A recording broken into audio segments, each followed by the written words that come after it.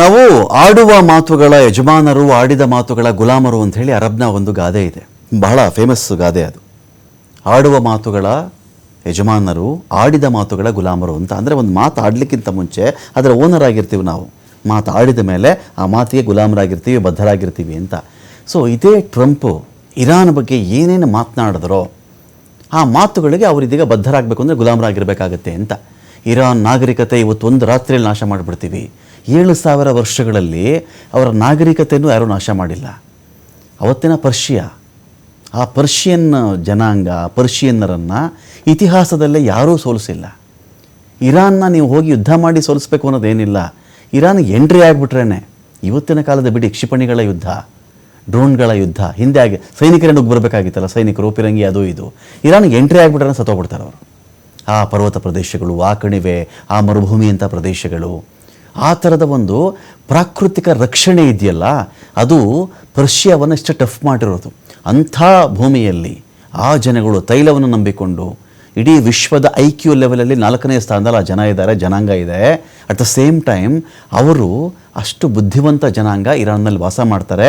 ಶೈಕ್ಷಣಿಕ ರಂಗದಲ್ಲಿಯೂ ಕೂಡ ಅದ್ಭುತವಾಗಿದೆ ಇರಾನು. ಇರಾನ್ ಬಗ್ಗೆ ಇಸಮ್ಗಳ ಕಾರಣಕ್ಕೆ ಮಾತನಾಡುವುದು ಬೇರೆ, ಅಲ್ಲಿರೋ ವಾಸ್ತವ ಬೇರೆ. ಸಾಬ್ರು, ಮುಸ್ಲಿಮ್ರು, ಅವರೇನು ಮಹಾ, ಇವರು ಮಹಾನ್ ಬುದ್ಧಿವಂತರು. No nothing doing. ಹಾಗಿಲ್ಲ. ಇದು ಅಲ್ಲಿನ ಆಳ್ವಿಕೆ ಸರಿ ಇತ್ತಾ, ದಟ್ಸ್ ಅ ಡಿಫ್ರೆಂಟ್ ಇಶ್ಯೂ. ಕಮ್ಯುನಿ ಎಲ್ಲ ಸರಿ ಮಾಡಿದ್ರೆ ನೋ. ಮೂಲಭೂತವಾದಿ ಕಟ್ಟರು, ಶಿಯಾದ ವಿಚಾರದಲ್ಲಿ ಕಟ್ಟರ್ ನಿಯಮಗಳು, ಹೆಣ್ಣುಮಕ್ಕಳ ವಿಚಾರದಲ್ಲಿ ನಿಯಮಗಳು, ಪ್ರತಿಭಟನೆ ಮಾಡಿದವರಿಗೆ ಸಾವು, ಒಂಥರ ಹತ್ಯೆ ಇವೆಲ್ಲವೂ ಸಹಜವಾಗಿತ್ತು. ಇದನ್ನು ಆಕ್ಷೇಪ ಯಾರು ಬೇಕಾದರೂ ಮಾಡಲಿ. ಇದಕ್ಕೆ ಕಾರಣ ಇರಾನ್ನ ಜನತೆ ಅಲ್ಲ. ನೋ, ಆಳ್ವಿಕೆ ಬೇರೆ. ಯಾವುದೋ ಒಬ್ಬ ವ್ಯಕ್ತಿ, ಈಗ ಟ್ರಂಪ್ ಆಳ್ತಿರೋದಪ್ಪ ಅಮೆರಿಕಾನ, ಹದಗೆಡಿಸಿ ಇಟ್ಬಿಟ್ಟು ನಾ ಮನುಷ್ಯ ಇಡೀ ಅಮೆರಿಕವನ್ನು ಹದಗೆಡಿಸಿ ಇಟ್ಬಿಟ್ಟಿದ್ದು. ಈ ಅಮೆರಿಕ ಅಂದರೆ ಒಂಥರ ಕನಸಿನ ನಗರ ರೀ ಅದು. ಅಮೆರಿಕ ಕನಸಿನ ದೇಶ ಅದು. ಇಲ್ಲಿ ಓದ್ತೀನಿ, ಅಮೆರಿಕ ಸೆಟ್ಲ್ ಆಗ್ತೀನಿ, ನಾನು ಅಲ್ಲೊಬ್ಬ ಡಾಕ್ಟರ್ ಆಗ್ತೀನಿ, ಇಂಜಿನಿಯರ್ ಆಗ್ತೀನಿ, ಒಂದು ಒಳ್ಳೆ ಕೆಲಸ ಮಾಡ್ತೀನಿ, ಅಮೆರಿಕದಲ್ಲೇ ಓದಕ್ಕೆ ಹೋಗ್ತೀನಿ, ನಾನು ಕೆಲಸಕ್ಕೆ ಇಟ್ಟಿಸ್ಕೊಳ್ತೀನಿ, ಆ ಲೈಫ್ ಸ್ಟೈಲ್ ಎಂಜಾಯ್ ಮಾಡ್ತೀನಿ, ಸೌಲಭ್ಯಗಳನ್ನ ಎಂಜಾಯ್ ಮಾಡ್ತೀನಿ. ಅಮೆರಿಕನ್ ದೂಷಣೆ ಮಾಡೋಣ ನಾವು ಇದಕ್ಕೆ? ಟ್ರಂಪಿಂದ ಕೆಟ್ಟ ಆಡಳಿತವನ್ನು ಕೊಡ್ತಾ ಇದ್ದಾನಲ್ಲ ಈ ಮನುಷ್ಯ, ಅಮೆರಿಕನ್ನರೆಲ್ಲ ಬಯಣವ ನಾವು? ನೋ, ಆಳ್ವಿಕೆ ಬೇರೆ, ಜನ ಬೇರೆ. ಇರಾನ್ನಲ್ಲೂ ಹಾಗೆ. ಜನಗಳು ಯಾರಿಗೆ ತೊಂದರೆ ಮಾಡಿದ್ದಾರೆ? ಯುದ್ಧದ ಸಂದರ್ಭದಲ್ಲೂ ಅಮೆರಿಕನ್ ಜನತೆಗೆ ಮಸೂದ್ ಪೆಜೆಶ್ಕಿಯನ್ ಒಂದು ಪತ್ರ ಬರೀತಾರೆ.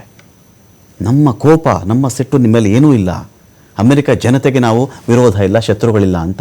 ಮಾಡಿದ್ಯಾರು? ಮೂರ್ಖತನ ತೀರ್ಮಾನ ಮಾಡಿದ ಮನುಷ್ಯ ದಿಸ್ ಫೆಲೋ. ಬರೀ ಮೂರ್ಖತನಗಳು. ಅಲ್ಲಿಂದ ಆಚೆ ಹಾಕಿಬಿಡ್ತೀನಿ, ಯಾವುದೋ ವಿಶ್ವವಿದ್ಯಾಲಯಕ್ಕೆ ನಾನು ಅನುದಾನ ಕೊಡಲ್ಲ, ವಿಶ್ವಸಂಸ್ಥೆಗೆ ಸಂಬಳ ಕೊಡಲ್ಲ, ನನಗೆ ಶಿಕ್ಷಣನೇ ಬೇಕಾಗಿಲ್ಲ, ಸರ್ಕಾರಿ ಶಿಕ್ಷಣನೇ ಬೇಕಾಗಿಲ್ಲ, ನಾನು ಇವಾಗ 250% ಟ್ಯಾಕ್ಸ್ ಹಾಕ್ಬಿಡ್ತೀನಿ, 500% ಹಾಕ್ಬಿಡ್ತೀನಿ, ಬೆಳಗ್ಗೆ ಎದ್ರೆ ನಾಗರಿಕತೆ ಮುಗಿಸ್ಬಿಡ್ತೀನಿ. ಯಾರು ನಾಗರಿಕತೆ ಮುಗಿಸೋಕ್ಕೆ?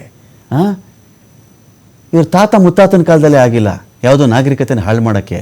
ಅಮೆರಿಕಕ್ಕೆ ಬಂದು ಅಲ್ಲಿದ್ದಂಥ ಮೂಲ ಅಮೆರಿಕನ್ನರನ್ನು ಸಾಯಿಸಿ ಕೊಂದು ತಿಂದು ಎಲ್ಲ ಆಯಿತು. ಅದು ಬಿಟ್ಟುಬಿಟ್ರೆ ಬೇರೆ ದೇಶದ ನಾಗರಿಕತೆ ಹಂಗೆಲ್ಲ ಹಾಳು ಮಾಡೋಕ್ಕಾಗಲ್ಲ.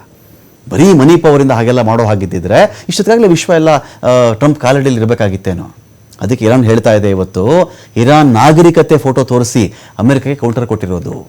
ಇರಾನ್ ನಾಗರಿಕತೆ ಮುಂದೆ, ಇರಾನ್ ನಾಗರಿಕತೆ ಇವತ್ತು ರಾತ್ರಿ ನಾಶ, ಇರಾನನ್ನು ಶಿಲಾಯಿಗೆ ಕೊಂಡೊಯ್ದು ಬಿಡ್ತೀನಿ ನಾನು. ಟ್ರಂಪ್ ಕೊಚ್ಕೊಂಡಿದ್ದು ಉತ್ತರನ ಪೌರುಷ ಒಲೆ ಮುಂದೆ ಅಂತ ಒಂದು ಮಾತು ನೋಡಿ. ಅವರ ಚಿತ್ರವನ್ನು ಬಿಡುಗಡೆ ಮಾಡಿ ಹೇಳ್ತಾ ಇದ್ದಾರಲ್ಲಿ. ಟ್ರಂಪ್ ತಲೆಬಾಗಿ ಮಂಡಿಯೂರು ನಿಂತಿರೋದು ಇರಾನ್ನ ನಾಗರಿಕತೆಯ ಧ್ವಜದ ಎದುರುಗಡೆ. ಇರಾನ್ ಇದರ ಕೌಂಟರ್ ಕೊಟ್ಟು ಮಧ್ಯದಿಂದನೂ ಹೇಳ್ತಾ ಇತ್ತು ಇರಾನ್. ಟ್ರಂಪ್ ಏನೇ ಮಾತಾಡಿಕೊಂಡ್ರು, ನಾನು ಹಾಗೆ ಮಾಡ್ತೀನಿ ಹೀಗೆ ಮಾಡ್ತೀನಿ ಅಂದರೆ ಇರಾನ್ ಮಾತಾಡ್ತಾ ಇತ್ತು. ಟ್ರಂಪ್ ಸ್ವಗತ ಮಾತಾಡ್ತಿರೋದು. ಟ್ರಂಪ್ ಅವರಷ್ಟಕ್ಕೆ ಅವರೇ ಮಾತಾಡ್ಕೊಳ್ಳೋ ಕಾಯಿಲೆ ಇದೆ ಅವ್ರಿಗೆ. ಅವರವರೇ ಏನೋ ಮಾತಾಡ್ಕೋತಾ ಇದ್ದಾರೆ, ನಾವು ತಲೆ ಕೆಡಿಸ್ಕೊಳ್ಳಲ್ಲ ಅದಕ್ಕೆ ಅಂತ. ಸೊ ಇರಾನ್ ನಾಗರಿಕತೆಯ ಈ ಒಂದು ಚಿತ್ರವನ್ನು ಅವ್ರು ಹಾಕಿ ಅದರ ಮುಂದೆ ಟ್ರಂಪ್ ಶರಣಾಗಿರ್ತಕ್ಕಂಥ ಫೋಟೋ ರಿಲೀಸ್ ಮಾಡಿರೋದು.